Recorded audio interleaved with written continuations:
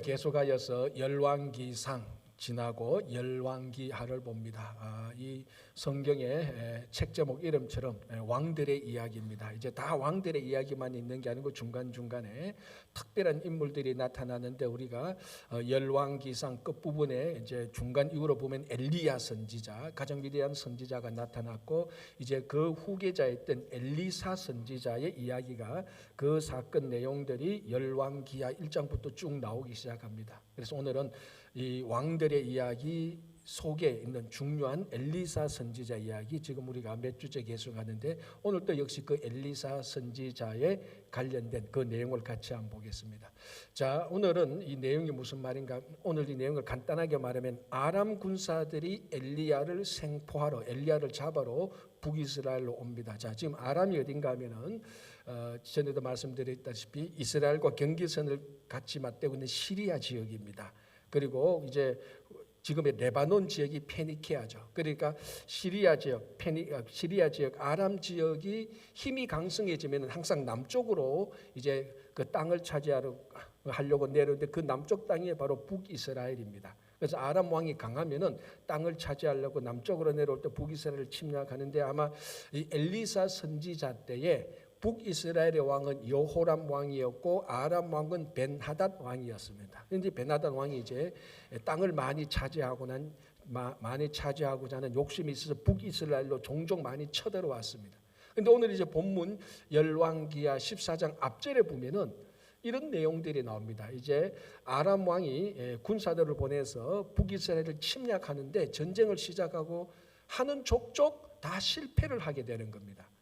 자기들이 전략 전술을 짜서 작전을 보내서 기습 공격을 해도 어쩐 일인지 북이스라엘이 알고 다 대처를 하고 있단 말이죠. 그래서 이 아람 왕이 어떻게 생각했는가 하면, 우리 안에 북이스라엘의 스파이가 있구나, 색출하라. 근데 신하들이, 군사들이 다 조사를 해봐도 스파이가 없습니다. 아니, 어떻게 우리 가운데 스파이 간첩이 없는데 우리 작전과 전략 전술이 다 저 북이스라엘에 노출되어서 우리가 가는 곳마다 다 예방되느냐? 그래서 나중에 알고 보니까 이게 북이스라엘 땅이 아람 왕 땅에 간첩이 있어서 그런 게 아니고, 북이스라엘 땅에 이 선지자 엘리사가 미리 다 알고 다 그걸 다 예방을 해놨기 때문이라는 것을 알게 됩니다. 당연히 엘리사가 다 알 리는 없죠. 하나님께서 특별한 능력을 주어서, 엘리사에게 특별한 능력을 주어서 북이스라엘로 들어오는 아람의 침략을 다 미리 사전 예방하도록 한 겁니다. 자, 그러니까 이제 아람 왕이 본격적으로 전쟁을 하기 전에 엘리사부터 우리가 잡아야 되겠다. 그래서 이 아람 왕이 먼저 엘리사를 잡기 위해서 엘리사가 어디 있는가 위치를 파악합니다. 그러니까 엘리사가 어디에 머물고 있었는가 하면 도단이라는 성읍에 머물고 있었는데, 이 도단이라는 성읍은 북이스라엘의 수도 사마리아에서부터 북동쪽으로 12마일 떨어진 곳에 있습니다. 그래서 아람 왕이 도단에 엘리사가 있다는 것을 알고, 오늘 14절 보시기 바랍니다. 왕이 이에 말과 병거와 많은 군사를 보내매 그들이 밤에 가서 그 성읍을 에워쌌더라. 그래서 아람 왕이 많은 군사와 기병, 말들을 보냅니다. 이게 정확한 히브리어 원어를 보면 특공대를 보낸 겁니다. 별동대, 특공대를 보내는 겁니다. 그런데 여러분 한번 생각해 보십시오. 엘리사 한 사람을 잡으려면은, 생포하려면 우리말로 유능한 킬러 몇 사람만 보내면 돼요. 그런데 그러면 특공대하고 많은 특공 부대를 보낸 겁니다. 병거와 말을 통하여서. 자, 이제 엘리사를 그 생포하러 갔다가 이 밤에 기습해서 엘리사가 있는 도단 성읍을 완전히 포위했습니다. 이제 그 다음 날 아침에 이 엘리사의 종 한 명이 아침을 쐬러 나갔다가 많은 군사들이 보게 된 것을 발견합니다. 자, 그게 16절 17절인데요. 제가 다시 한번 더 봉독하겠습니다. 대답하되 두려워하지 말라. 우리와 함께한 자가 그들과 함께한 자보다 많으니라 하고 기도하여 이르되, 여호와여 원하건대 그의 눈을 열어서 보게 하옵소서 하니, 여호와께서 그 청년의 눈을 여심해 그가 보니 불말과 불병거가 산에 가득하여 엘리사를 둘렀더라. 이 종이 보니까 자기들이 있는 이 도단성이 완전히 포위되었거든요. 그래서 엘리사 선지자에게 가서, 선지자님 큰일 났습니다. 이제 우리 죽게 되었습니다. 빨리 나와서 한번 보십시오. 지금 주무실 때가 아닙니다. 보니까 그 아람 군사들이 자기들을 뺑 둘러쌌거든요. 포위했거든요. 자, 그때 이제 엘리사 선지자가 16절 17절 자기 종에게 하는 말입니다. 두려워하지 말라. 우리와 함께한 자가 저들보다 많다. 함께한 자가 어디 있으면 그 군사도 없는데, 그러면서 하나님이 이 종의 눈을 열어줍니다. 자, 그렇다고 해서 이 종이 봉사했다, 소경했다 말은 아닙니다. 쉽게 말, 정말 우리가 하는 말로 영적인 눈이 떠여지게 되는 겁니다. 이 육안으로 보니까 전부 다 아람 군사들만 봤는데, 하나님께서 이 종의 눈을 열어주니 영적인 눈이 떠여서 다시 보니까 아람 군사보다 훨씬 더 많고 강력한 하늘의 불말과 불수레를 보게 된 것입니다. 그래서 엘리사가 두려워하지 말아라고 했던 것입니다. 자, 중요한 것은 이 하늘에서 하늘의 불말과 불병거를 볼 수 있는 눈은 육안으로는 아무리 그 사람이 시력이 5.0, 6.0이라도 그건 볼 수가 없습니다. 아무리 유능한 안과 의사가 아무리 수술을 잘해줘도 하늘의 일을 영적인 눈이 떠여지지 않고서는 결코 볼 수 없는 것입니다. 그래서 이 종의 눈이 열리니, 영적인 눈이 열리니 불병거와 불말을 보게 된 것입니다. 여러분, 아무리 똑똑하고 아무리 학력이 우수하고 아무리 시력이 좋고 아무리 신분이 높고 아무리 높은 지위에 있어도 하늘의 것을 보기 위해서는요, 영적인 눈이 떠있지 않고서는 할 수가 없습니다. 제자가 스승할 때 묻습니다. 스승님, 우리가 하나님을 어디서 찾을 수 있을까요? 스승이 말합니다. 무슨 소리 하느냐? 하나님이 지금 바로 너 앞에 있지 않느냐? 그러니까 제자가 말합니다. 아니, 그런데 왜 저는 이 하나님을 볼 수 없지요? 라고 말하니까 스승이 말합니다. 야, 술 취한 자가 자기 집 대문 앞에서 자기 집인 줄 알고 있느냐? 왜 헤매고 있느냐? 이렇게 얘기를 했다는 겁니다. 여러분, 만취해 보신 경험들 있는 분 좀 있죠? 술 취하고 자기 집 앞에 갔는데도 그게 자기 집인 줄 모르고 자기 과장 집인 줄 알고 꼬레꼬레 욕하잖아요. 과장 나와봐 그러면서 자기 집 앞에서. 술 취하면 이 전봇대가 전봇대인 줄 모르고 그것도 화장실인 줄 알고 거기서 볼 일도 다 보잖아요. 술 취하면 이 전봇대가 전봇대인 줄 모르고 자기 아내인 줄 알고 막 아내한테 막 욕도 막 퍼붓잖아요. 그 다음날 아침에 술 깨보니까 다시 보이는 겁니다. 깨보니까 이 집이 우리 집이고 이게 내 아내가 아니고 화장실이 아니고 전봇대라는 걸 알게 되는 겁니다. 술 깨보니까. 마찬가지로 영적인 눈을 떠보니까 그제서야 하늘의 비밀을 알게 되는 것입니다. 여러분, 아무리 똑똑하고 아무리 능력이 있어도요, 술 취하면요 정신의 목록에서 봐야 될 걸 못 보는 겁니다. 아무리 똑똑해도 육안만 있으면 영적인 눈이 떠지지 않으면요 하늘의 것은 볼 수 없습니다. 세상의 것은 너무너무 잘 보지만. 자, 여러분, 사도 바울을 보십시오. 사도 바울이 다메섹으로 가다가 예수 믿는 사람들을 생포하려고 체포하려고 다메섹으로 가다가 부활하신 예수 그리스도를 만나고 꼬꾸라지고 무슨 일이 생깁니까? 몸에 눈은 떴는데 앞을 못 보게 되는 겁니다. 우리말로 당달봉사가 되는 거죠. 그때 하나님께서 아나니아, 미리 준비한 아나니아에게 말하죠. 저 바울, 그때는 바울이 아니죠, 사울이죠. 사울이라는 청년의 눈에 안수하라. 그래서 이 사울이 아나니아에게 안수받는 순간 하나님께서 그의 눈을 다시 보게 해주십니다. 그래서 사도행전을 보면 그의 눈에 비늘 같은 것이 벗겨져서 다시 보게 되는 겁니다. 영적인 눈이 이제 떠여지게 되는 거죠. 그 전에 바울이 얼마나 열정적인 청년이었습니까? 얼마나 똑똑했습니까? 얼마나 그 모든 일을 열심히 했습니까? 유대인 중에 유대인이요, 베냐민 지파요, 율법으로 말하자면 최고 아니었습니까? 그래도 영적인 눈이 떠여지기 전에는 하늘의 일을 볼 수 없었습니다. 그래서 바울이 영적인 눈이 떠여지고 난 다음에 다시 보게 되는데 무엇을 다시 봤습니까? 본 게 뭡니까? 그 사도행전을 보면은 무엇을 봤다는 것은 말하지 않지만 다시 눈을 뜨게 된 바울이 선포했던 메시지를 보면 무엇을 본 걸 알 수 있습니다. 무엇을 선포했습니까? 첫 번째 메시지가 뭡니까? 바울이 눈 뜨고 했던 첫 번째 메시지가요, 예수는 하나님의 아들이다라는 것이었습니다. 그리고 바로 이어서 말하기를 예수는 그리스도다라는 것입니다. 그러니까 바울은 예수 믿는 사람들을 죽이러 갔다가 잡으러 갔다가 거기서 꼬꾸라져서 눈이 어두워졌다가 다시 보게 됐는데 뭘 봅니까? 예수가 그리스도고 예수가 하나님의 아들이라는 것을 보고 알게 된 것입니다. 여러분, 그래서 나중에 바울이 뭐라고 말합니까? 하나님의 비밀이 있는데 그 하나님의 비밀이 뭔 줄 압니까? 어떻게 하면 단시간에 부자가 되느냐? 무슨 주식을 사야 되냐? 그게 아니고요. 하나님의 비밀은 예수 그리스도였습니다. 그걸 바울이 눈을 뜨게 되니까 다시 보게 되니까 드디어 그 똑똑했던 바울이 진짜로 이제 봐야 될 걸 보는 겁니다. 예수를 보는 겁니다. 예수를 보니 예수가 그리스도고 메시아고 예수를 보니 이분이야말로 하나님의 아들이라는 것을 하나님의 것을 하늘의 것을 하나님의 비밀을 보게 된 것입니다. 여러분 오늘 이 시간에도 하나님께서는 이 예배 자체를 통하여서 말씀을 통하여서 성령을 통하여서 계속해서 세상에 자물쇠고 세상에 몰입된 우리 눈을 뜨게 해주시는 겁니다. 계속. 그런데 이 눈을 뜨는 순간에 정말 말씀 속에 계시는 예수 그리스도가 보이는 겁니다. 이 눈을 뜨는 순간에 이 예배에 있는 우리와 함께 하시는 하나님을 경험하게 되고 하나님의 영광이 보이고 알 수 있는 것입니다. 성령께서 우리 각자 마음을 통해서 계속해서 지금 감동시키는 거죠. 눈을 뜨게 하고 마음을 열게 하고 귀를 열게 하는 것입니다. 그렇게 보면은 이 종의 눈이 열려서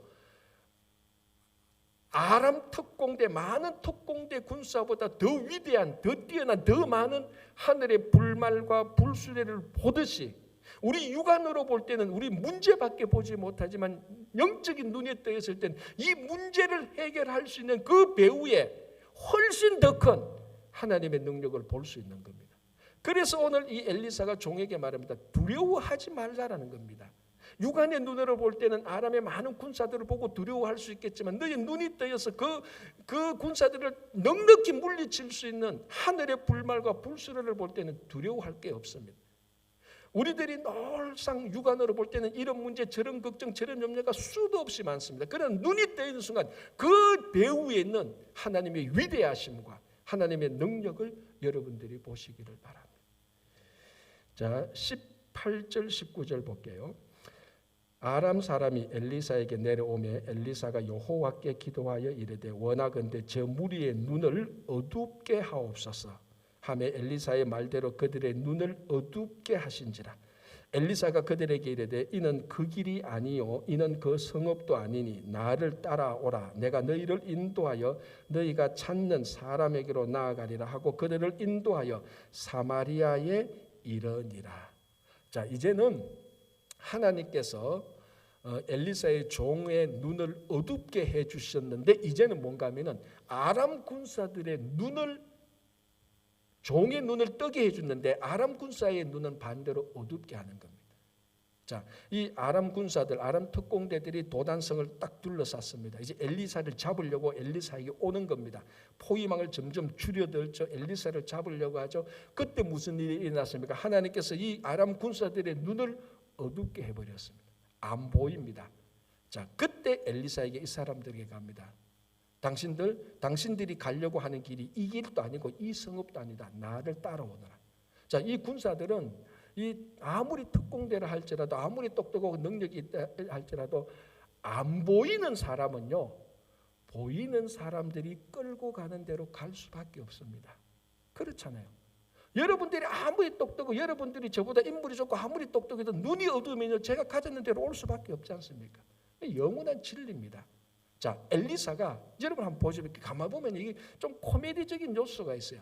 엘리사를 잡으려고 아주 특공대들 수많은 군사들이 딱 왔다가 엘리사가 딱 가서 너희들 내 따라오느라니까 그 많은 군사들이 쫄쫄쫄쫄 따라갑니다. 어디까지 갑니까? 12km 도단에서 이제는 반대로 남서쪽으로 12마일을 내려와서 사마리아 성까지 따라가게 되는 거예요.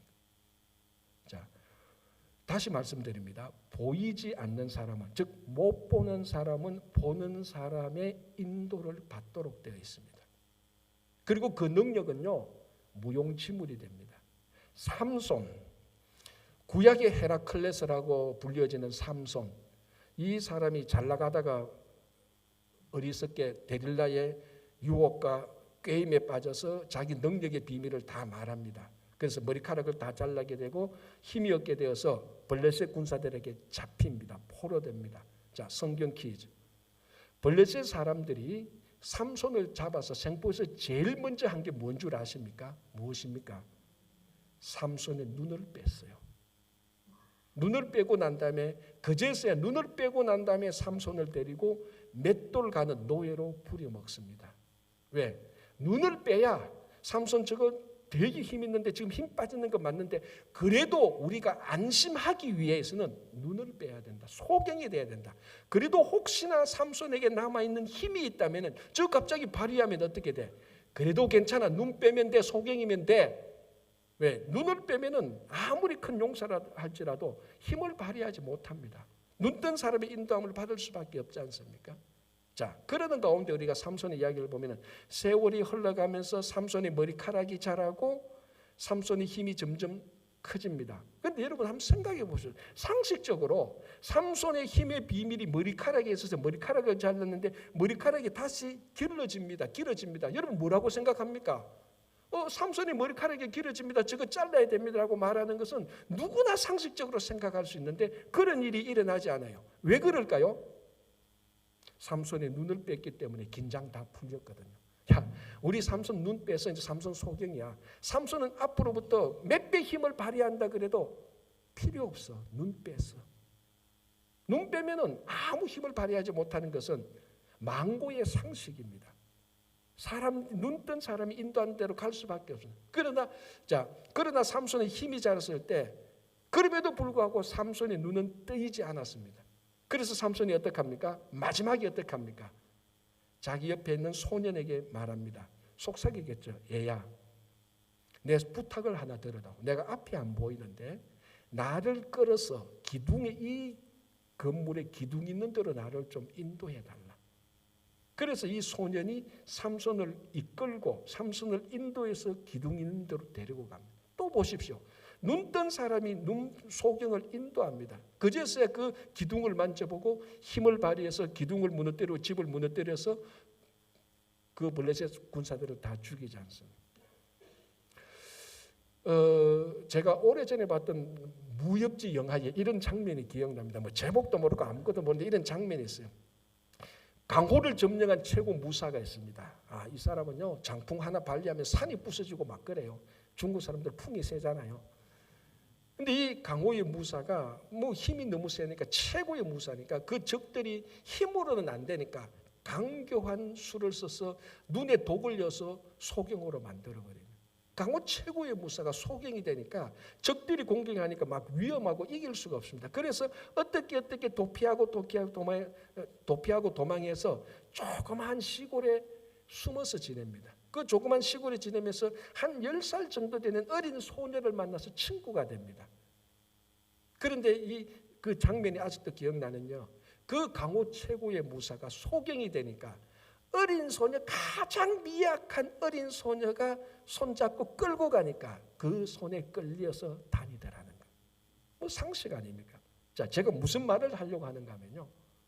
삼손이라 할지라도 강호 최고의 무사라 할지라도 세상에서 어떤 똑똑한 사람이라 할지라도 소경이 되면은 눈 뜬 사람의 인도를 받아야 됩니다. 이 세상이 아무리 세고 이 세상이 아무리 강하고 이 세상에 아무리 최첨단 최고의 과학 문명이 있다 할지라도 이 세상은 영적으로 소경입니다. 눈뜬 교회와 성도의 인도함을 받아야 되는 겁니다.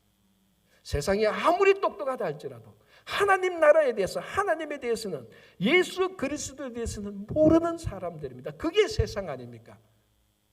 그런 세상에 교회와 성도가 그 사람들을 인도해야 되는 겁니다. 문제는 뭡니까? 교회와 성도는 눈을 떴느냐 하는 것입니다. 이게 더 큰 문제입니다.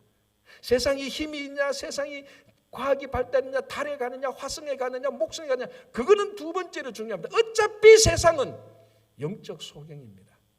초점은 그러면은 교회와 성도는 눈을 떴느냐, 똑같이 세상처럼 영적 소경이냐, 그게 문제입니다. 다시 말씀드리자면 오늘 이 시간에 하나님께서는 여전히 우리 한 사람 한 사람 성령께서 역사하시고 말씀으로 역사하시고 예배로 역사하셔서 우리 한 사람 한 사람의 이 엘리사의 종처럼 눈을 뜨게 하셔서 하나님의 신비와 하나님의 능력을 보게 하시는 것입니다. 그래서 눈뜬 교회와 성도는 영적 소경에 불과한 세상을 하나님께로 인도해야 하는 겁니다. 그게 눈뜬 교회와 성도의 사명입니다. 자, 오늘 여기 본문을 보면 눈을 어둡게 했다라는 말입니다. 이 눈을 어둡게 했다는 말이 어디에 처음 성경 어디에 처음 나오는가 하면요, 창세기 19장에 처음 나옵니다. 자, 창세기 19장에 무슨 사건이 나옵니까? 천사 두 명이 소돔에 거하고 있는 아브라함의 조카 롯의 집을 방문하게 됩니다. 뭐 천사라고 방문돼서 날개 달고 이렇게 방문한 건 아니죠. 사람 성인 남자의 모습으로 방문을 합니다. 자, 그럼 그 타락했던 부패했던 소돔 사람들이 어떻게 합니까? 그 집에 찾아가서 롯, 너희 집에 두 사람이 들어가는 걸 보는데 끌어내라, 우리가 상관하리라. 이 표현은 연애하리라는데 정확히 말하면 동성연애를 하겠다는 겁니다. 소돔이 그만큼 타락하고 부패했던 거죠. 그래서 롯이 안 된다. 이제 그 중에 이제 야단 법석이 납니다. 그때 하나님의 천사가 어떻게 합니까? 그 소돔 사람들을 어떻게 하죠? 눈을 어둡게 해버립니다. 요 단어가 똑같이 거기는 눈을 어둡게 하니까 기고만장해서 두 사람을 끌어내라고 고함치고 롯을 죽이니 살리니 네가 우리의 재판관이니 기고만장했던 이 소돔 사람들이 눈이 어둡게 되니까 헤매서 어디가 문인지 어디가 창문인지 아무것도 못하고 혼돈되는 그 모습을 보여줍니다. 여러분, 우리를 대적하려고 하는 아무리 큰 사람이 있다 할지라도 하나님은 하나님의 자녀들을 온전하게 보호하시기 위해서 때로는 모든 대적자들을 눈을 어둡게 하는 겁니다. 여러분, 아까도 말씀드렸듯이 아무리 능력이 있어도 눈이 어두워지면 그 능력은 무용지물입니다. 필요가 없습니다. 사용을 못합니다.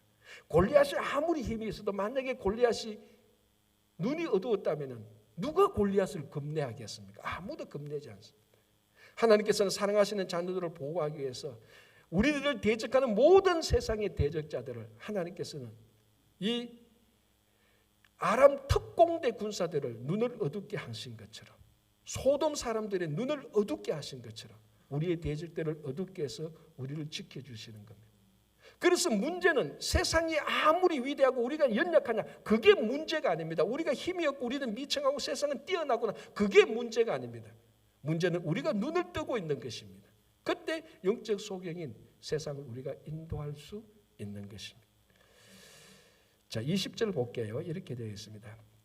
사마리아에 들어갈 때에 엘리사가 이르되 여호와의 이 무리의 눈을 열어서 보게 하옵소서 하니 여호와께서 그들의 눈을 여시매 그들이 보니 자기들이 사마리아 한가운데에 있더라. 자, 무슨 일이 일어났습니까? 이제 눈을 감았던 사람들이 송영이 된 사람들이 엘리사의 인도로 눈뜬 엘리사의 인도로 한 12마일 남서쪽으로 내려와서 사마리아에 왔습니다. 그때 또 하나님께서 이 아람 군사들의 눈을 이번에는 또 열게 합니다.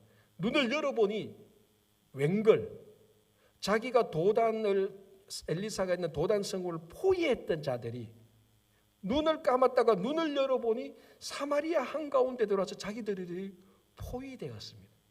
포위했던 사람들이 포위되었습니다. 엘리사를 생포하려고 했던 사람들이 도로 엘리사에게 생포되었습니다.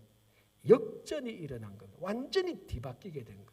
가만히 보면요, 이 본문을 가만히 보면요, 굉장히 코미디적인 어쩌면 우스운 이야기들이 있습니다. 막 지금 역전과 역전이 계속해서 일어나는 겁니다. 그래서 이 아람 특공대 군사들, 많은 아람 특공대 군사들이 무용지물이 되고 아무런 힘을 발휘하지 못하게 됩니다.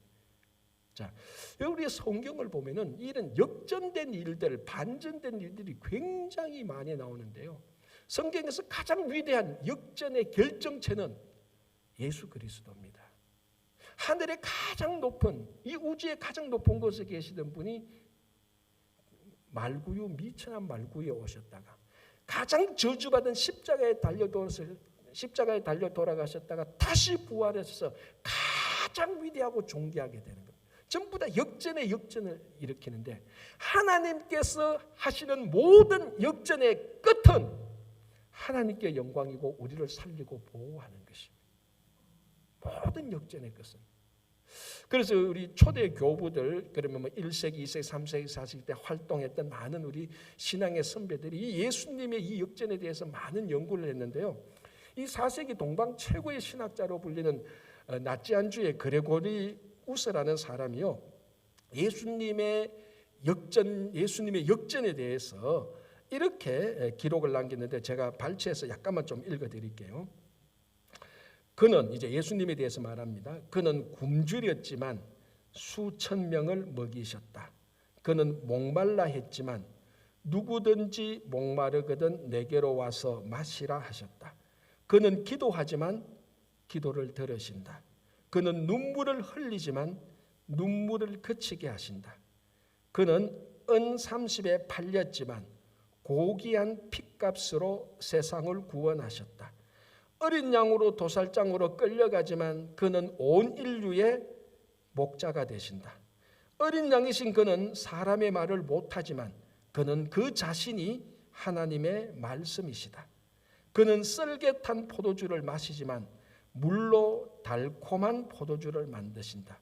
그는 죽지만 죽음을 이기신다. 예수 그리스도의 삶 자체가 모든 게 가만히 다 역전입니다. 역전. 가장 죄 없으신 완벽한 예수 그리스도께서 가장 죄 많은 세리와 죄인들과 친구가 되셨습니다. 얼마나 드라마틱한 반전이 있습니까? 그런데 이 예수 그리스도 하나님께서 하시는 모든 역전의 마지막은 하나님의 자녀들을 보호하고 예수 그리스도를 존귀하게 하나님께 영광이 되는 것입니다. 이 역전하시는 역전의 결정체인 예수 그리스도를 가장 잘 믿었던 사도 바울의 삶은 어떻습니까? 그 자신의 삶 또한 계속해서 어려움을 당하고 환난에 당하고 비참한 지경에 처하지만 그때마다 하나님께서 다 바울의 삶을 역전시켜 놓았습니다. 그래서 고린도후서 우리들이 참 좋아하는 말씀에서 바울은 자기의 역전의 삶을 이렇게 고백합니다. 제가 또 읽어드릴게요. 우리 다 잘 아는 말씀인데요. 우리는 속이는 자 같으나 참되고 무명한 자 같으나 유명한 자요, 죽은 자 같으나 보라 우리가 살아있고, 징계를 받는 자 같으나 죽임을 당하지 아니하고, 근심하는 자 같으나 항상 기뻐하고, 가난한 자 같으나 많은 사람을 부요하게 하고, 아무것도 없는 자 같으나 모든 것을 가진 자로다. 역전의 결정체인 예수 그리스도를 믿는 바울의 삶 역시 역전의 삶이었습니다. 자, 그렇다면 그 동일한 예수를 믿는 우리들의 삶은 어떻겠습니까? 우리들의 삶 역시 역전의 삶입니다. 그래서 지금 우리에게는 수많은 문제들, 수많은 어려운 것들, 이 모든 것이 다 역전될 것입니다. 자, 여러분 우리 한국 드라마들 요즘 인기가 많지 않습니까? 여러분 좋은 드라마나 좋은 문학 작품이나 소설, 미국이나 어느 전 세계 공통이지만요, 거기에는 반드시 그 드라마나 그 작품이 많은 사람들한테 인기를 끌기 위해서는 드라마가 밋밋하면은 아무도 안 봅니다. 재미가 없는데. 근데 이 재미, 나쁜 의미가 아니고 좋은 의미로 재미가 있게 하는 가장 중요한 요소가 뭔 줄 압니까? 반전이 일어나야 되는 겁니다. 그래서 그때 이제 그 작품을 보는 사람들이 카타르시스를 느끼죠. 막 주인공이 미천하고 비천인데 나중에 알고 보니까 출생의 비밀이 있어가지고 그 사람이 왕이었고 이런 것들 막 나오지 않습니까? 뻔히 아는 스토리인데 거기 반전이 일어날 때 우리는 통쾌함을 느낍니다. 여러분, 어제도 한국이 일본한테 1대0으로 져다가 2대1로 이기더라고요. 그게 다 역전이 일어나는 거예요. 우리 삶 속에 역전이 굉장히 많습니다. 하물며 예수 그리스도를 믿는 우리들의 삶이 왜 역전이 없겠습니까? 왜 우리들의 삶의 이 문제들이 우리를 파괴하지 않고 오히려 이 문제들이 전화위복이 되어서 우리를 살리는, 우리에게 큰 유익이 되는 일로 왜 바뀌지 않겠습니까? 다 바뀌는 겁니다. 자, 그러면은 오늘 또 이 본문을 보면은 언제 역전이 일어난다는 겁니다. 3번 우리가 오늘 이 열왕기하 6장에 이 엘리사의 이 눈을 어둡게 하고 눈을 밝게 하는 여기에 있어서 눈이 어두워지고 밝게 할 때마다 무엇이 있었습니까? 엘리사가 하나님께 기도를 했습니다. 정확히 나옵니다. 엘리사가 기도하니까 이 하나님께서 그 기도에 응답해서 종의 눈이 열렸고, 엘리사가 기도할 때 아람 특공대의 많은 군사들이 눈이 어둡게 되었고, 엘리사가 또 기도하니까 눈이 어둡게 된 아람 군사들의 눈이 또 다시 보게 된 것입니다. 기도는 무너지고 깨어졌고 불안에 있는, 염려와 공포에 있는 우리들의 삶을 역전시키는 유일한 비결입니다. 우리가 할 수 있는 게 그겁니다. 우리가, 여러분들의 삶이 비참하고 넘어지고 깨어졌습니까? 기도할 때 그 모든 것이 다 역전이 되는 것입니다. 그래서 오늘 엘리사가 그럼 이렇게 질문할 수 있습니다. 목사님, 그래도 엘리사 정도 돼야 기도할 때 눈이 떠여지고 감겨지고 하나님께서 즉각 응답하지, 내가 지금 믿음 약한 사람이 기도한다고 해서 역전이 되겠습니까? 라고 대답을 하면은 야고보서 5장을 읽어보십시오. 뭐라고 말합니까? 엘리야는 우리와 같은 성정을 가진 사람입니다. 이 말은 뭔가 하면요, 정확히 쉽게 해석하면요, 정확히 쉽게 대답을 주시면 엘리사는 우리와 같은 사람이라고 말합니다. 그 사람이 특별해서 하나님께서 요런 사람, 모세, 다윗, 엘리야, 엘리사 이런 사람은 특별하니까 이 사람들이 기도하면은 100개 중에 90개를 들어주고, 우리 같은 사람들은 전혀 특별하지 않고 죄도 많으니까 10개 기도해도 하나 들어줄까 말까, 그런 하나님이 아니라는 겁니다. 엘리야나 모세나 우리나 똑같이 기도할 때, 왜 엘리야, 엘리사가 우리가 똑같은 성정이 가진 사람? 여러분, 정말 어렵습니까? 정말 이걸 우리들의 삶을 뒤집고 싶습니까? 기도하십시오. 기도하면 됩니다. 기도 안 하고 내 삶이 이러니 저러니, 기도 안 하고 내가 왜 이렇게 미천하니, 누구 핑계 대지 말고 기도하십시오. 자, 오늘 보십시오. 이 대적들이, 아람의 특공대들이 엘리사 한 사람을 잡으려고 왔습니다. 엘리사가 불평하거나 원망하거나 위기감을 느낍니까? 아닙니다. 기도를 하니까 눈을 뜨게 되고, 기도를 하니까 눈을 감게 되고, 기도를 하니까 다시 눈을 뜨게 돼서 그 모든 일이 역전되어서 하나님께서 이를 해결시켜 주셔야 하는 겁니까? 여러분, 역전을 원하십니까? 기도하시면 되는 거예요. 자, 하나 더 볼게요. 22절 보겠습니다. 대답하되 치지 마소서, 칼과 활로 사로잡은 자인들 어찌 치리이까? 떡과 물을 그들 앞에 두어 먹고 마시게 하고 그들의 주인에게로 돌려보내소서 하는지라.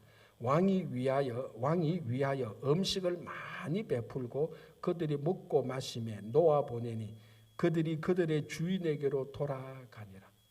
자, 이제 이 아람 특공대들을, 많은 특공대 군사들을 딱 생포했습니다. 누가 제일 좋아했습니까? 북이스라엘 왕이 제일 좋아했어요. 이야, 어디서 이렇게 아람 특공대 군사들을 딱 모아가지고 딱 사마리아 포위에서 이제 활 수위만 놓으면은 아람 특공대 군사들을 다 죽입니다. 이거는 절호의 찬스입니다. 정말 이건 하나님이 주신 기회라고 볼 수 있죠. 그래서 북이스라엘 왕 여호람 왕입니다. 여호람 왕이 엘리사에게 말합니다. 내가 칠까 죽일까 이 말입니다. 죽여도 되지. 우리 이거 완전 도간에 든지 아니냐. 내가 명령할게. 활 쏘라고 명령해. 그러면 이 아람 특공대 군사들 다 죽이면 아람 우리가 이기는 거야. 내가 죽여도 되지라고 말할 때 엘리사가 뭐라고 말합니까? 왕이시여, 칼과 활로 잡은 자라도 죽이지는 않습니다. 율법에 그렇게 됐습니다. 죽이지는 않고 대신 노예로 삼는 거죠. 우리가 전쟁을 해서 칼과 활과 창으로 전쟁 포로를 데리고 와도 죽이지는 않는데, 우리가 이 사람들을 어떻게 지금 끌고 왔습니까? 칼과 활로 창이 아니고 하나님께서 역사하셔서 끌고 온 포로들 아닙니까? 죽이지 마십시오. 대신 잘 환대하십시오라고 말해요. 그래서 23절에 왕이 위하여 음식을 많이 베풀고, 누가 제일 놀랐겠습니까? 아람 군사들이 제일 놀랐죠. 자, 여기 또 하나의 반전이 일어나는 겁니다. 이 아람 군사들은 자기들은 꼼짝없이 죽을 거라고 생각했습니다. 눈을 떠보니 눈을 떠보니 사마리아 한가운데 뺑 둘러서 이스라엘 군사들이 활을 다 조종하고 있습니다. 쏴라는 명령만 내면 자기는 그 자체에서 다 죽거나 아니면 다 포로로 잡혀서 노예로 다 갑니다. 인생 끝났다고 한 명도 예외 없이 다 그렇게 생각했습니다. 이제 우리는 끝났다. 우리는 조국으로 돌아가지 못한다. 잘해야 노예고 아니면 지금 다 죽겠다. 그런데 어떤 반전이 일어납니까? 죽이는 게 아니고 술상이 오고 음식상이 오고 많이 대접합니다. 그날의 최고의 손님을 대접하듯이 음식이 오고 밴드도 오고 그랬죠. 음식을 많이 베풀고 그들이 먹고 마시며 잔치하는 거죠. 그리고 어떻게 합니까? 죽이는 게 아니고 다시 주인에게로 그대로 돌려보냈어요. 또 하나의 아람 군사들이 볼 때는 무슨 일이 있어? 어떻게 이렇게 일이 전부 다 뒤집어지지? 그러니까 지금 이 아람 군사들은 굉장히 혼란스러울 겁니다. 엘리사를 잡으러 갔다가 자기들이 도로 포로 됐다가 죽을 줄 아는데 다시 또 살아나서 대접 잘 받고 자기 나라로 다시 오는 거예요. 자, 그렇다면은 이 아람 군사들이 아람에 가서 뭘 말하겠습니까? 여기서 경험했던 것을 말하지 않습니까? 우리가 엘리사를 잡으러 갔는데 이상하게 소경이 되었어. 그래 눈 떠보니까 꼼짝없이 도간에 든 성지처럼 죽게 되었어. 어떻게 그런 일이 있을 수 있겠어? 무서워. 이제 북이스라엘 절대로 안 들어갈 거야. 그런데 또 우리를 죽이지 않고 평생 그렇게 후한 대접을 받아본 적이 없어. 그리고 우리가 다시 와서 정말 저 이스라엘은 하나님의 선지자가 있더라. 하나님의 선지자가 있다는 건 뭡니까? 하나님이 있더라. 그래서 그 마지막 구절에는 다시는 이스라엘 땅으로 들어오지 않습니다. 이 아람 특공대들은 이제는 두 번 다시 우리가 이스라엘을 가지 않는다. 거기는 하나님이 계시는 땅이에요. 그래서 결국은 이방 땅에 이방 사람들이 이스라엘의 여호와 하나님이 있다는 것이 증명되어지는 거예요. 만약에 이 사람을 다 죽였다고 생각해 보십시오. 아람 땅에 누가 이스라엘에 하나님이 계시다는 것을 누가 증거하겠습니까? 이 사람들이 그곳에 가서 자기 아람 사람들이 아람에 가서 이스라엘에 하나님이 계시다. 선지자가 있더라. 우리 다시는 거기에서는 안 간다라는 말이 결론이라는 겁니다. 자, 열왕기하 1장부터 계속해서 반복되는 게 뭐였습니까? 이스라엘에 하나님이 있다는 것을 제발 좀 알아라. 이스라엘의 왕들아, 백성들아. 그래서 엘리야를 보냈고 엘리사를 보낸 겁니다. 하나님이 계시다는 것을 알게 하기 위해서. 그 주제가 반복된 오늘 또 이제는 특별하게 이방 나라의 이방 사람들의 입을 통해서 이스라엘의 하나님이 있다는 것이 증명되어지는 거예요. 교회와 성도의 영원한 사명은 이 땅에 여호와 하나님이 통치하신다는 것을 증명하고 여호와 하나님의 백성대로 사는 삶을 통해서 하나님이 계신다는 것을 증거해야 되는 우리의 사명이 여기에 있는 것입니다. 우리의 삶이 하나님께서 역전시켜주고 반전시켜주셔서 우리의 삶이 다시 회복되는 것은 그 삶에 또 다른 목적이 있습니다. 뭡니까? 여호와 하나님이 이 땅에 계시다. 아무리 타락하고 아무리 악이 성한다 할지라도 이 땅의 통치자는 여호와 하나님이라는 것을 우리가 경험했던 사람들, 역전의 삶을 통해서 경험했던 사람들이 세상에 나가서 증거하고 우리의 삶을 여호와가 계시다는 삶을 증거하는 교회와 성도들이 되시기를 바랍니다. 기도하겠습니다. 하나님 감사합니다. 우리의 눈을 뜨게 하셔서 하나님의 능력을 보게 하고 하나님의 비밀을 알게 하여 주시옵소서. 주님, 눈뜬 교회와 성도들이 이 세상을 인도하게 하여 주시고 역전된 우리의 삶을 통해서 하나님이 계시다는 것을 증거하게 하여 주시옵소서. 예수님의 이름으로 기도하옵나이다. 아멘. 366